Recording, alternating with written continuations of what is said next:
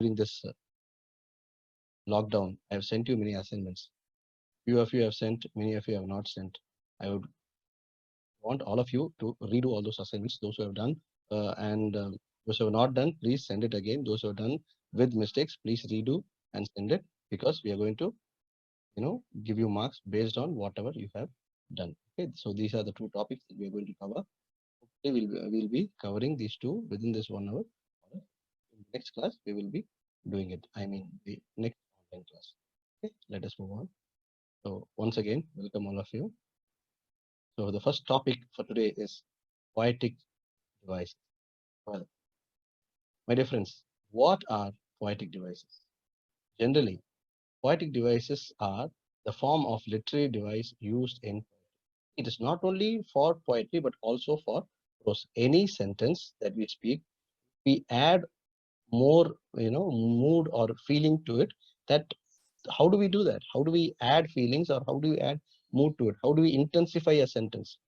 We intensify a sentence through so-called poetic devices, which is otherwise called as literary devices, that can be used for both poetry as well as for prose.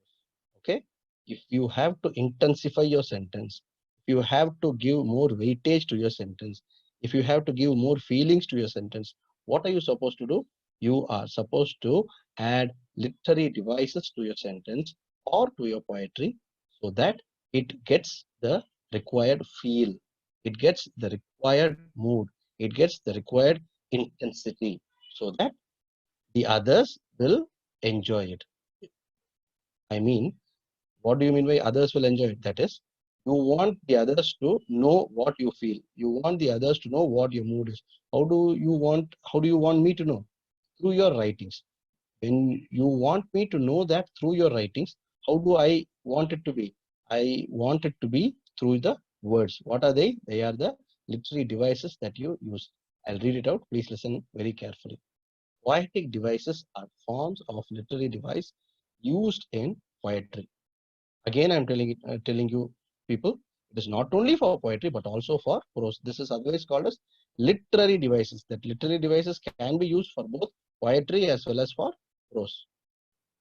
A poem is created out of poetic devices with the combination of structure, grammar, rhythm, meter, verbal, and visual elements. These are essentially tools that a poet uses to create rhythm, enhance a poem's meaning, which I have already told you, or intensify a mood or feeling. Clear, all of you? So this is why we use poetic devices. Why do we use poetic devices? It is to enhance the meaning of the poetry or intensify a mood or feelings. How are we using that? Through the different words that we use, that we'll see in the next slide. Till here, I hope all of you are clear. These are some of the common poetic devices that we use every day in most of the poetries.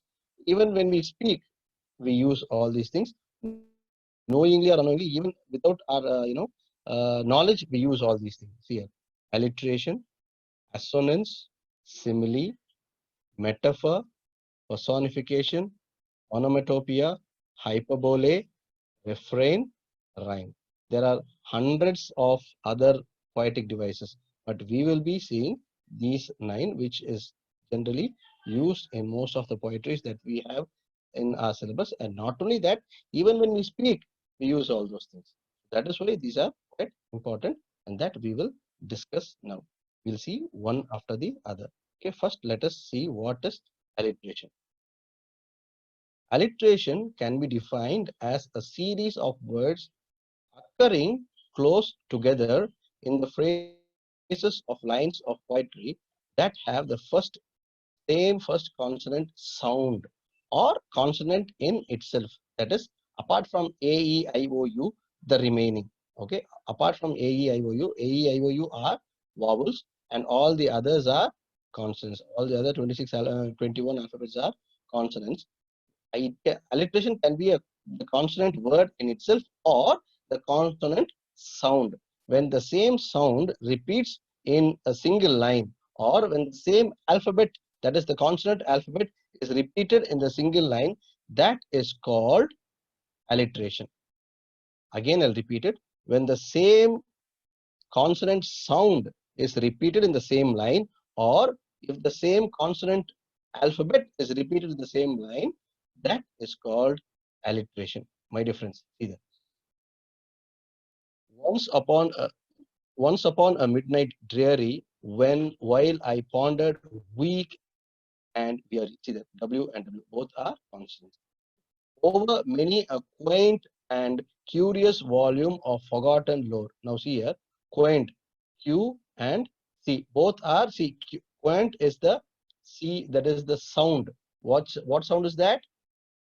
Consonant sound. Okay, see the next line. While I nodded, nearly napping, suddenly there came a tapping. See, nodded, nearly napping. N. All these are consonant alphabets that are repeated in the same way. Clear, all of you? Once again, I'll repeat it. Please listen very carefully. What is it? A consonant sound or a consonant alphabet in itself when it is repeated in the same line in a poetry, that is called alliteration. A consonant sound or a consonant alphabet in itself repeated in the same line, that is called alliteration. Okay, clear? Let us move on with the next slide. Assonance. The previous slide we saw alliteration, that is about consonants. Now this is about vowels. This is the vowel sound. The previous slide, that is alliteration, consonants. Assonance, vowels. Alliteration, consonants. Assonance, vowels. What is that? Vowels or vowel sound repeated in the same line. Vowels or vowel sound repeated in the same line of a stanza. My dear friends, see here. Assonance is the repetition of the vowel sound across words within the lines of the poem, creating internal rhymes. See here. He gives his harness bells a shake. All say I, E, and E. What are they? They are vowels. Either to ask if there is some mistake. A, that is vowels. The only other sounds, the sweep. Only E sound. Okay, that is the vowel sound. Though Y is a consonant, the sound is the vowel sound. Only E. Okay. The only other sounds, the sweep. See, E sound in the first one, and the second one is the E. That is alphabet in itself. What is that? Vowel alphabet. And the first one only is the vowel sound. Okay. See the last line of easy, once again, E sound. Of easy wind and the downy flake. That is E and E sound. My dear, what is that? What sound is that called as? Vowel sound. Okay, in the previous lines we have seen vowels in itself, and in the last line and the previous line they are vowel sounds. Clear? So assonance. Assonance is the repetition of vowel sound across words within the lines of the poem, creating internal rhymes. Okay, when you read like this, it gives you it makes you very happy. It makes you very happy and gives better meaning. It sounds good. When you read a poetry, it is not like prose, isn't it? That is the difference between poetry and prose. What is that? When we use all these poetic devices, it becomes so good for us to read and enjoy. That is why we like poetry more than prose. And especially when you ask me, I become very emotional, and when I teach poetry, I go deep into poetry because it has life in it. It doesn't mean that the other one doesn't have life, but then yes, poetry has much better life in it because of the devices that we use, because of the poetic devices that we use to enhance the poetry, to give more uh, strength to the poetry. That is why it is very important, my dear friends. Let us move on with the next one. Simile. This, of course, all of you know about it. What is it? Simile is common poetic device. The subject of the poem is described by comparing it to the other object or subject using as or like. It is like I, it's given very clearly. See that. Creeping as quietly as a mouse. I saw a student creeping as quietly as a mouse. I'm using a simile over here. What is that? When a student is creeping slowly, I'm telling, I'm comparing him with the mouse, him or her. I mean, this is just an example that I want to give you. I saw a small boy. I saw a small boy creeping as quietly as a mouse. Or here, next example. Fly, excuse me, fly like a fox. Okay, this boy is flying like a fox. When I say this boy is flying like a fox, I'm using a simile over here. Why? I am comparing him. I am comparing the boy with the fox using the word like or as. When you see this in a poetry or prose, when you see this as or like in a poetry or prose, you can close your eyes and say it as simile. The poetic device is simile. What is that? When you see these two words, that is as or like, about the subject or object, you can close your eyes and say this is simile. I'll read it out once again for you people. Listen very carefully. Simile is common poetic device. As I have already told you, we repeat it. I mean, we use it very often. That is why it is given as it's a common poetic device. The subject of the poem is described by comparing it to another object or subject. Okay, using as or like. Clear now? As or like in the same poetry, one noun with the other noun. One noun with the other noun. What do you mean by noun? Subject or another subject or subject or another object. Okay, these are nouns. Okay, when one noun is compared with another noun using as or like, that is simile. Clear all of you? When one subject is compared with the other subject, or when one subject is compared with the other object with the help of as or like, that is simile. Okay, let us move on with the next one. Metaphor. Metaphor is also a common poetic device where an object or a subject of a poem is described as being the same as other otherwise unrelated object. That is, one thing is said to be the other. One thing is said to be the other. See here, I'll read out the second example for you for better understanding. That is, all the world is a stage. See, he is comparing one with the other. What is that? He is comparing the world with the stage. He is comparing the world with the stage. See, all men and women merely players. Are we all actors? Are we all actors? Literally, no. But then, yes, I am acting as a teacher. You are acting as a student. Now, after this, I'll act as a father. You will act as a son or a daughter. See, this is how. So, comparing one thing with the other, that is metaphor. See, the moon was a ghastly gallant tossed upon the cloudy seas. It is the comparison. Okay, it is comparison. We are comparing one object uh, with the other. See here, all see. I'll read out the example once again. All the world's a stage. Here. He's telling the world is a stage. World cannot be a stage, isn't it? But he's telling that is how it is described. That is how it is described. See there, all men and women merely players. So it is, he is describing men and women as players in this line. So that is, when you see like this, that is called metaphor. That is, a metaphor is a common poetic device where an object in or the subject of a poem is described as being the same as the other. Understood? Described as same as the other. For example, once again, it is given here. All the world's a stage. How can the world and stage be together? But then we are comparing. We are comparing the world with the stage. We are comparing men and women as players. Here, when you see these, It is a metaphor. Okay, my dear friends, we'll move on with the next slide. Personification. Personification is a poetic device. Once again, we use this. This is also a common one where animals, plants, or even any inanimate objects, anything, when you personify it, that is, when you give a human touch, when you give a human touch, we are personifying it. That is, we give a human touch to something which is not a human. Okay? Generally, we say, he is running across my house every day. That is, when you say your dog, a pet dog is running, we say it is moving.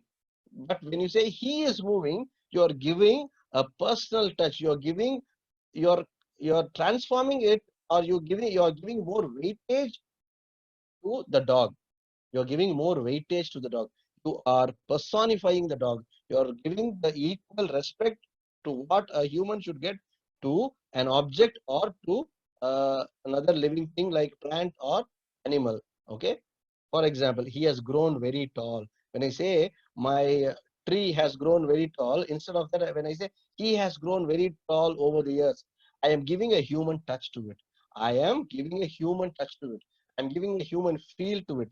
I am personifying it. Okay, see here. Personification is a poetic device where animals, plants, or even inanimate objects are given human qualities. When you're qualifying it to the level of a human, that is called personification, resulting in a poem full of imagery and description. Example: the stars winked at me. A human can wink at the other human. How can a star winked at me? Stars will twinkle. Okay. So when you give a human touch to the stars, you call it as you say like this: the stars winked at me. See the next one. The gray-eyed morn smiles. The gray-eyed morning. Can the morning smile at you? Only a human will smile at the other one. But here he is personifying the gray-eyed morn. Okay, to give it a human touch. Okay, the gray-eyed morn smiles on the frowning night. Frowning, who will frown? A teacher will frown if you are not doing things properly. Your parents will frown. Anybody will frown when you people are not doing things properly. Okay, so here say the gray-eyed morn smiles on the frowning night. Here they are personifying day and night. They are giving human touch to day and night. Clear, all of you? Are you all clear? If you are not clear, once again, my dear friends, anytime you can SMS me, WhatsApp me, okay, or you can mail me. I will clear all your doubts. Okay, we are here to help you out round the clock. We are here to help you out round the clock. This is a very good chance for all of you to develop your skills, my dear friends. More so for you, it is very, very important because tomorrow you people are going to lead the world. You people are going to be lawmakers. So this is the right time for you to, complete whatever you have not completed. Do some extra, courses which will enhance your skills. This is the right time for you to enhance your skills. If you need any help regarding skill development, you can just let us know. We will help you out at any time. Okay. Now we will move on with the next slide. Onomatopoeia. What do you mean by onomatopoeia? Onomatopoeia is the sound, just the sound which we use it as a word. For example, the lion roars. What is roar? Roar is a sound, but we have used it as a word. Understood? The lion roars. Here, onomatopoeia, according to the Oxford Dictionary, is a formation of a word which describes its sound. Okay, it is a common feature. Clear? It is a common feature in many poems written with children in mind. See that. Sizzle, clap, moo, roar, etc. What are all these? These are all sounds, but we use it as a word. All these are sounds, but we use it as words. See, I heard the ripple washing in the reeds, and the wild water lapping on the crag. All these are, what are they? They are sounds, my dear friends. Onomatopoeic sounds. Okay, the sound, when the sounds are, see, one more example. Birds are chirping. Chirp is a sound. Understood? Birds are chirping. Chirp is a sound. Okay, when the sound is used as a word, it becomes, we call it as onomatopoeia. When the sounds are used as words, we call it as onomatopoeia. Simple example is the lion is roaring. When you say the lion is roaring, you are using the sound of the lion as a word. When you use like that, you call it as onomatopoeia. Clear, all of you? I hope all of you are clear with this. Let us move on with the next slide. Hyperbole. What do you mean by hyperbole? Hyperbole is nothing but exaggeration. In literature, or should I say in language, we call it as exaggeration. In prose, we call it as exaggeration. And in poetry, we call it as hyperbole. Simple example, I'll tell you. When you say, I know everything under the sun. Can we know everything under the sun? There are millions and millions. In fact, there are zillions of books over here. Does that mean that I know everything? Have I learned everything? No, isn't it? That's an exaggeration. When I say I know everything under the sun, what does that mean? That means I am exaggerating. Okay, so that is hyperbole. Okay, simple example. Here, hyperbole. Let me read it out for you. Hyperbole is the use of over exaggeration. I have already told you just now. I told you over exaggeration to create emphasis or humor. It's not intended to be taken literally. Understood? Hyperbole helps express everlasting love. I say, I love you till the end of this earth. We don't know where the end of the earth is, right? I love you till the end of this earth. That means what? I love you so much. That's all. Okay? An everlasting love, a broken heart, or of feelings of despair in an amplified tone. What do you mean by in an amplified tone? That is exaggerating tone. Just we are exaggerating something. See, the minister told the guests that the couple's friendship was deeper than the sea. Can something be deeper than the sea? No, isn't it? So that is to tell to intensify. It is to intensify the action. It is to intensify the feelings. What is that? My friendship with him is strong. That's all. To intensify that, he is using the hyperbole over here. That is why he's saying the friendship is deeper than the sea and sweeter than honey. Can anything be sweeter than honey? Not possible, isn't it? Nothing can be sweeter than honey. That is the nature's gift for all of us. Which one? Honey. Okay, so he says the couple's friendship is sweeter than honey. What does that mean? He is over exaggerating. He is over, but then it's not wrong. It is literally not wrong. It is not at all wrong. Just that you are exaggerating. Okay, here the blacksmith's hand was harder than the rock. Okay, once again, this is an exaggeration, but then we can understand it. I mean, there is nothing to mock at it. It is very, very understandable. Why? Because we are exaggerating it to give better expression. We are exaggerating it to give better expression. So it is nothing wrong. When I say, hey, today you're looking so handsome. When I say today you're looking so handsome, you may look it as exaggeration, but no, it is not exaggeration. But then sometimes exaggeration is also good. Why? To express ourselves. To express ourselves, we can use some sort of exaggeration, and it is not at all wrong. Okay, that is called as hyperbole. What is hyperbole? Hyperbole is the use of over exaggeration to create emphasis or humor. I would not call it as humor, but then I would call it as to create an emphasis.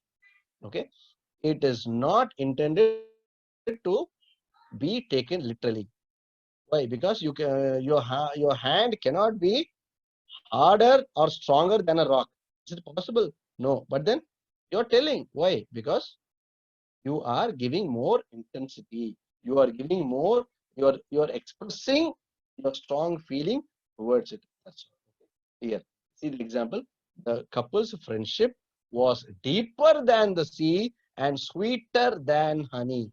So it is an over exaggerated statement, but then it is not wrong. It is correct. It's good. There's nothing wrong in exaggerating. Okay, we will move on. So when you see such expressions, it is called hyperbole. Okay, this is also a poetic device. When you see such expressions, it is called hyperbole. When we say he is acting over smart, generally we say, isn't it, sir, this boy is acting over smart. What do you mean by acting over smart? That is exaggeration, and that is also hyperbole. Clear? So it is not only used in poetry, but also in prose and also in day-to-day conversation. We use all these things in day-to-day conversation even without our knowledge, and that is good. It is coming naturally from us. It is coming naturally from us. Using poetic devices means you are good in your language, so use it more. Also, my dear friends, use a lot of idioms. For example, when I say um, frequent traveling is not my cup of tea. When I say frequent traveling is not my cup of tea, that means I don't like to travel frequently. I don't like to travel frequently. Instead of that, I am saying frequent traveling is not my cup of tea. That means I don't like traveling. This is an idiom. This is an idiom which I am using. Clear?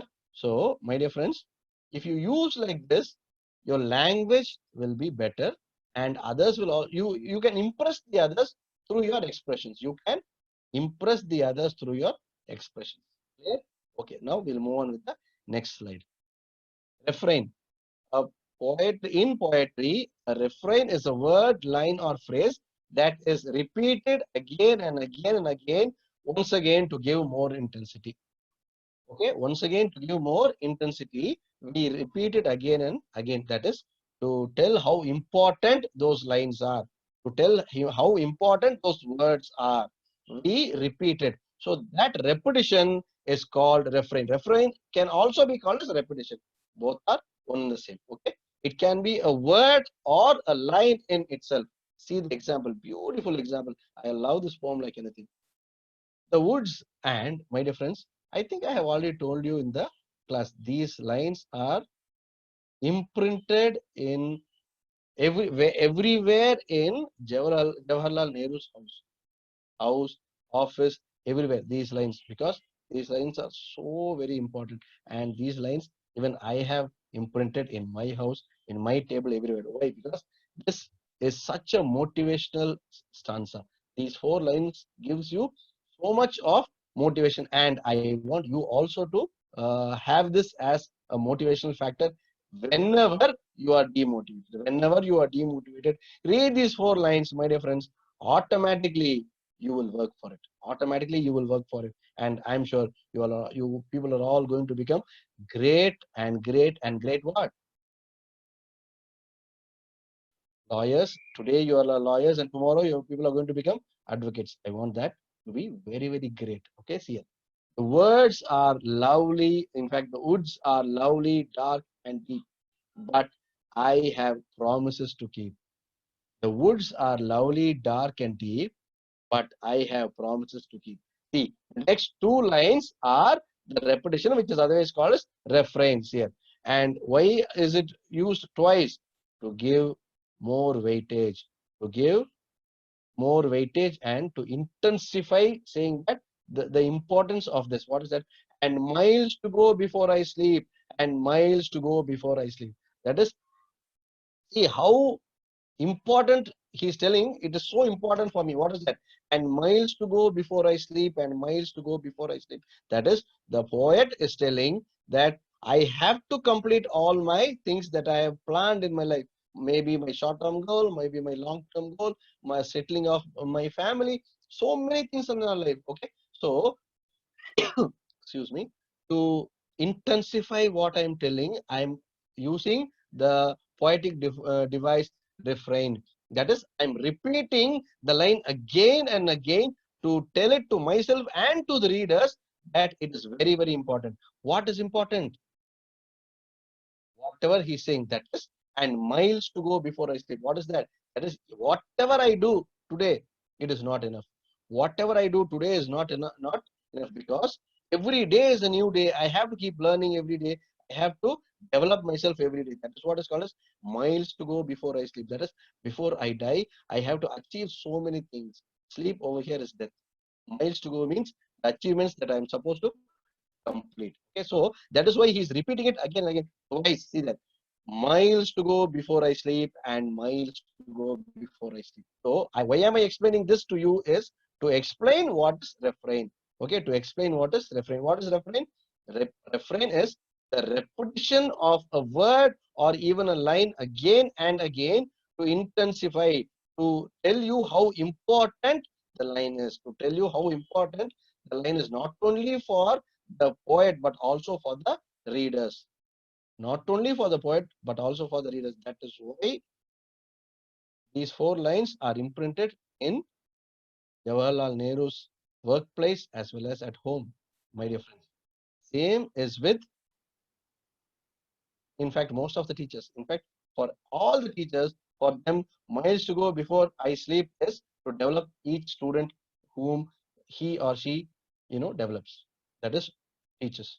So my thing is to develop all of you properly. So that is what I am telling. And miles to go before I sleep. Clear, all of you? Now let us move on with the next and the last slide of topic 1. That is rhyme. Okay. A rhyme is the repetition of syllables. The rhyme is the repetition of syllables, typically at the end of verse line. That is first line, second line, third line, fourth line. That is called as, each line is a verse. Okay.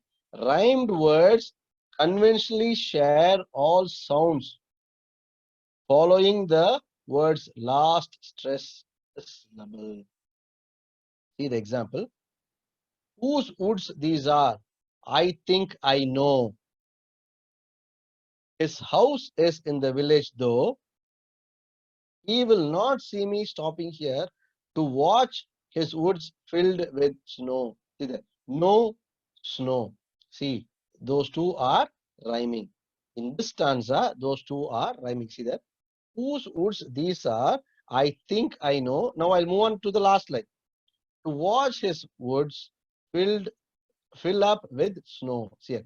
Whose woods these are? I think I know. To watch his woods fill up with snow. So no snow. These are the rhyming words. Clear? Cap, lap. There are many rhyming. When you use rhyming words, see, generally most of the couplets have such rhyming words. Those who are beginners in poetry, those who just start writing poetry, those who are beginners, they first start with two-liners. Those two-liners are called as couplets. Okay, when those two-liners are written, when those couplets are written, the last two words will always rhyme like this: no snow. Okay, this is just an example. So once you start practicing writing poetry, you will use all these common poetic devices first. You'll use all these common poetic devices first, and then you will, what will you do? Once you start using all these common poetic devices first, then later on you will use many other better poetic devices which are always there. As I have already told you, there are hundreds of poetic devices, my dear friends. We will discuss all those things when time comes. I will give you all those hundreds and hundreds of poetic devices when it is necessary for you. Now it is not necessary. Now these are all necessary. These are all in your syllabus which we have seen. And again, if you have any doubts, SMS me, WhatsApp me. Okay, I will clear all your doubts. And please, once again, complete your assignments and sing your good sake. Please. Okay. Now, I hope all of you are clear with this one. So we will move on with the next one. Next one is grammar. Now we have seen the poetic devices. Now we'll move on with grammar. Grammar means it is not actually grammar. It's not like the grammar topic very boring. No, it is very interesting. when you listen to it, you will understand it better. Okay, we'll move on.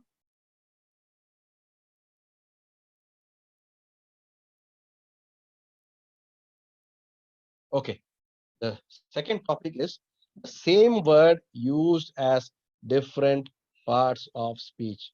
Before moving on with this topic, I'll give you a simple example first. Take the word face, F-A-C-E, face. I say, hey, your face is so bright today. I say, your face is so bright today. Sentence number one, your face is so bright today. Okay, face.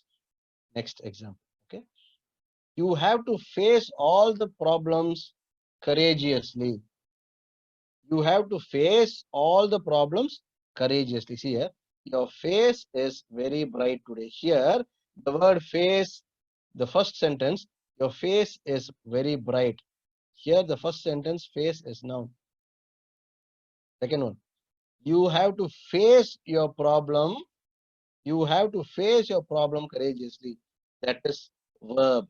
Okay. So the same word, can same word be used as different parts of speech? Yes, it can be used as different parts of speech. That is what we are going to see now. Okay, we'll move on. Example. First, we'll look at some examples and then we'll go on with the definition. First, we'll look at some examples and then we'll move on with the definition. Okay, all of you, please listen very carefully. This is a very, very important topic, my dear friends. Very, very important topic, because this is where even elders get confused.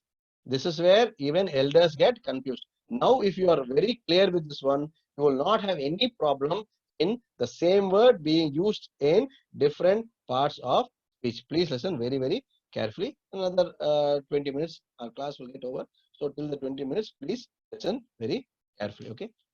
Please look at the example. Let us look at the word all. All can be used as adjective, adverb, and noun. Examples.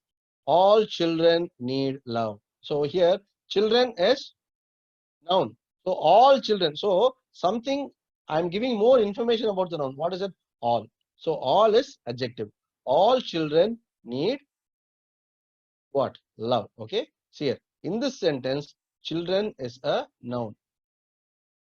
Now, as I have already told you, here all is used as an adjective. Now we'll move on with the next sentence. She lives all alone in a small hut. So, my dear friends, listen very carefully. She lives alone. She lives alone.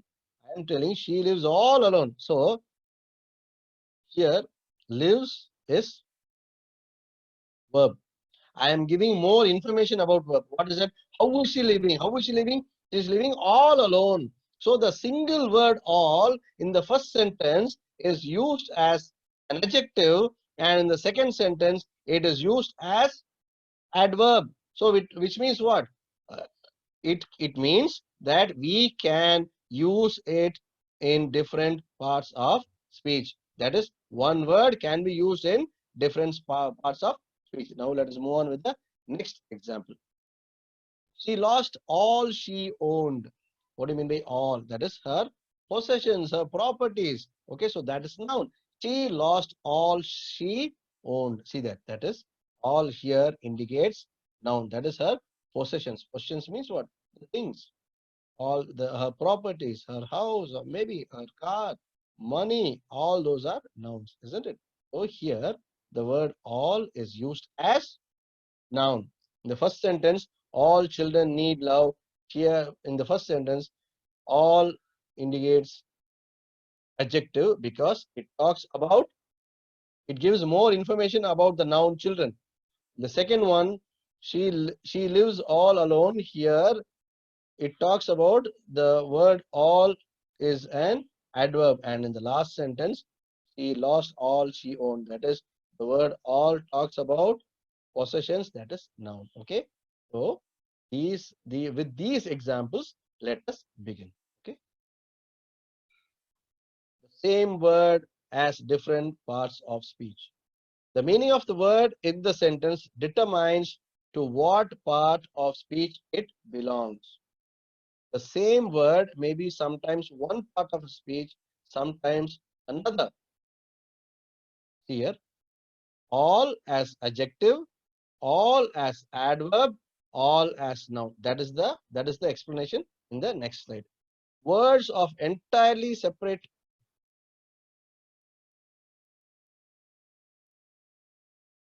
words of enti words of entirely separate origin, meaning, and use sometimes look and sound alike, such as in here. We walked as fast as we could. Adverb. As he was late, we went without him. Okay. Single word. It can be used as different parts of speech. Now see, we are moving on with the very, very crucial part here. The chief classes of words variously used are nouns and adjectives. There are 5 chief classes. How many? There are 5 chief classes. They are nouns and adjectives, nouns and verbs, adjectives and adverbs, adjectives and pronouns, adverbs and prepositions. Okay, these are the chief classes. Even conjunctions can come, but these are the chief classes. What are they? Nouns and adjectives. That is predominantly these are used. Even conjunctions are there, but then predominantly these are the only 5 classes that are used again and again, time and again. These are only keeps repeating again and again and again. What are they? Nouns and adjectives, nouns and verbs, adjectives and adverbs, adjectives and pronouns, in fact, adverbs and prepositions. One by one, we'll see quickly and we'll wind up the class. Okay. Excuse me. Nouns and adjectives. The same word can be used as noun as well as adjective. See here, rubber comes from South America. So here the word rubber is a noun. And now see, adjective. This wheel has a rubber tire. Tire is noun. So adjective gives more information about it. What is that? It is a rubber tire. So the same word noun can be used as adjective. The same word noun can be used as adjective. We'll see other examples also. That brick is yellow. That brick is yellow. Noun.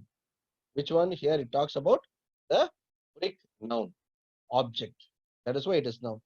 Now, when we convert that word into adjectives here is a brick house. Here is a stone house. Here is a cemented house. So the brick house over here talks about adjective brick. Clear? The word brick is used as noun in the previous sentence and as an adjective in the next sentence. All these are examples so that I have made so that you will understand it better. Okay, we'll move on with the next one. For each, I think I have given 2 or 3 examples. Let us see those and you guys will understand it better. Okay. Noun. The rich have a great responsibility. It is not grave responsibility, great responsibility. Okay? The rich have great responsibility. The next one, rich merchant lives here. What do you mean by here? The first one is the rich have, that is people. So we are rich means people. So you don't have to say rich people. Rich itself means people. Okay. The rich have great responsibility. What does that mean? That is now during this pandemic, during this lockdown, many rich people are coming forward to give their money, and not only their money, they are in fact in Kolkata. I'm sure you guys might have heard a rich man has given 30 of his bungalows, 30 of his bungalows to be converted as COVID-19 hospitals. That is something great, isn't it? I'm just giving you an example. Okay. So the rich have a great responsibility. See the next one, rich merchant. So here the merchant is a noun and we are talking about how he is. He is a rich merchant. So it gives more information about the noun. What is that? He is a rich merchant. Okay. Okay. The first 2 examples show how words that are commonly nouns may be used as adjectives. And see, the third shows how words are that are commonly adjectives here. Rich and rich. Okay. Clear all of you? Now let us move on with the next one. Nouns and verbs. Nouns and verbs. Previously we saw nouns and adjectives. Now we will see nouns and verbs. The same word can be used as a noun as well as a verb, my dear friends. Here, noun. Here the wash of the tide. Wash those windows. Here the wash of the tide. That is, listen to the wash of the tide. What do you mean by that? Sound. Okay, washing means coming and going of the tide. Okay, you might have seen it in if you visit any seas or ocean, you can see that. Hear the wash of the tide. Okay, see the next example. Wash those windows. Okay, the next example, the same word wash in the previous sentence is used as noun. Same thing. The second thing is used as verb. What is that? Wash those windows. Action. Now, give me a stamp. Stamp is a stamp that we stick. Stamp this envelope. Here, give me a stamp. It can be used like this. Give me a stamp and stamp this envelope. We need a stamp to stick on the envelope and we have to send it. So only if the postman stamps it, the letter will go, isn't it? Here, give me a stamp, stamp this envelope. Okay. So give me a stamp is noun, while stamp this envelope is a verb. Clear all of you? Give me a stamp and stamp this envelope. Let us move on with the last example of the second one, nouns and verbs. It is the call of the sea. It is the call of the sea. What is that? Coming and going. What is that? The tides coming and going is the call of the sea. This is just a literary example. The next one. He called my chief. What is my? He called my chief. That is, we are converting it to verb. Which one? The word call is converted over here as verb. It is used over here as verb. Okay. Let us move on with the next one. Adjectives and adverbs. Previously we saw, first one we saw nouns and adjectives. How a word can be used as a noun as well as adjective. Then we saw how a word can be used as noun as well as verb. Now the third one is adjectives and adverbs. After that we just have two topics. Adjectives and adverbs. Please listen very carefully. The same word can be used as adjective as well as adverb. I can say, I saw a beautiful painting. I saw a beautiful painting. When I say I saw a beautiful painting, painting is a noun. And when I say beautiful painting, that beautiful describes the painting, so it is adjective. When I say the same word beautiful, okay, I saw her dancing beautifully. I saw her singing beautifully. When I say like that, here, when I saw her singing beautifully, what does that mean? That means I am giving more information about the action. What is that? Singing beautifully. So, singing is verb and beautifully is adverb. So, the same word beautiful is used as an adjective as well as adverb. Let us see some of the other examples. That is a fast boat. Adjective. Boat is a noun, and I am giving more information about the noun and using the word fast. That is a fast boat. See the next example. The snow is melting fast. The snow is melting fast. So melting means it doing some action. What is that? The snows are melting. Verb. So it is giving more information about the verb. Which one? Adverb. So here, snow is melting fast. Okay. So the same word fast is used as an adjective and the same word fast is used as adverb. We'll move on. Straight. We'll use the word straight. Adjective. Draw a straight line. Draw a straight line. See the next one. Adverb. The arrow flew straight. The arrow flew straight. Okay. Draw a straight line. and the arrow flew straight. So the same word straight can be used as an adjective as well as adverb. Let us move on with the last example. Early comers get good seats. Early comers get good seats means what? Those who come early, they get good seats. Okay. And that is adjective. See the next one, adverb. Tom woke early. Tom woke up early. What does it mean? Tom woke early means that is early is an adverb that is giving more information about the verb. What is that? Woke. Who? Tom. Tom is the noun. Noun is doing an action. And how is that action done? Okay. Tom woke. Okay. Tom woke. But how? He woke early. Tom woke early. Clear? So the same word early is used as an adjective and the same word early is used as an adverb, my dear friends. So this is adjectives and adverbs. We move on with the next one, and after this we have only one. Okay. Okay. Adjectives and pronouns. The same word can be used as adjectives as well as pronouns. See this, little bit tricky, but then if you see these examples, you can understand. This man looks unhappy. Adjective. This man looks unhappy. Which man? This man. So this over here is adjective. Why? It gives more information about what? About the man. That is what? Which man? It answers the question which man? Which man? This man. Okay. That is an adjective. See, pronoun. This is the sergeant. So we are talking about this is the sergeant. What is that? Pronoun. Instead of telling Ram is a sergeant, we are saying this is a sergeant. Okay. We are using pronoun instead of noun. Okay. Clear, all of you? What is a pronoun? Pronoun is used instead of noun. Instead of repeating the noun again and again and again, we use pronoun. Okay. So here in the previous sentence, this is an adjective, while in the next sentence, this is a pronoun. Next example. That book is a dictionary. That book is a dictionary. I'm talking about that book which is kept over there is a dictionary, and see, that is a kangaroo or that is a kangaroo. Okay.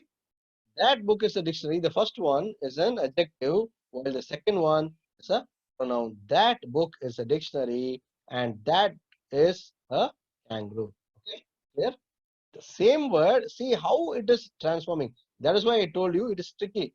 We should be able to differentiate it. We should be able to understand it. For us to differentiate it and understand it, we have to read a lot, my dear friends. If we don't keep reading a lot, we cannot, directly say that this is an adjective or this is a pronoun. For us, we say, oh, this book is a dictionary, or that book is a dictionary. That is a kangaroo. What is it? That's a plain sentence we say. But actually, that word is an adjective. That word is a pronoun. That we should be able to tell it very clearly to the others. How would we know? Only through constant practice. We have to keep practicing it again and again and again. Only then we will be able to excel in all our four skills. What are they? LSRW. Listening, speaking, reading, and writing. These four skills are not only for English language, but also across all languages, across all subjects. Unless you listen well, you cannot speak well. Unless you read well, you cannot write well. Okay, all these are interdependent. Okay, you have to listen, speak, read, and write, my dear friends. For that, you have to have an open mind to read all these things. Clear, all of you? We'll move on quickly. The last example. Each day brings its opportunity. Each day brings its opportunity. Day is noun. I am giving more information about noun. That is adjective.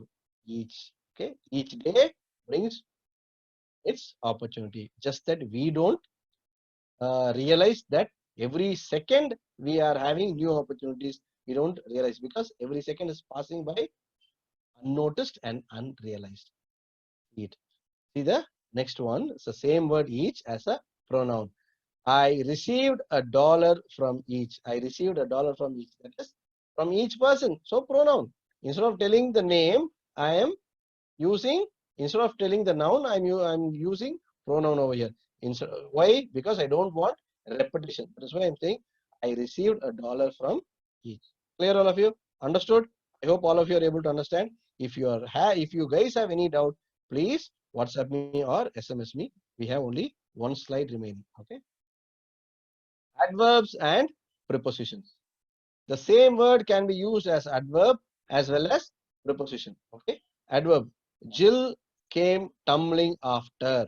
Preposition. He returned after the accident. Jill came tumbling after is the word used as adjective, in fact adverb. And see the next one, he returned after the accident, so that is preposition. The next example, he went below. He went below. See, when that is adverb. Now see preposition. Below us lay the valley. Below us lay the valley. That is preposition. Okay. Below us lay the valley. That means below something lays something else. So that is preposition. But see the previous one. He went below. So he went below. What is it going? There is some action happening. And what is it? Going below. So that is why the same word is used in the previous sentence as adverb and in the next sentence as preposition. See the last example. The weeds sprang up. The spring. What is that? Coming up. So that is verb. So giving more information about the verb is adverb. The weeds sprang up.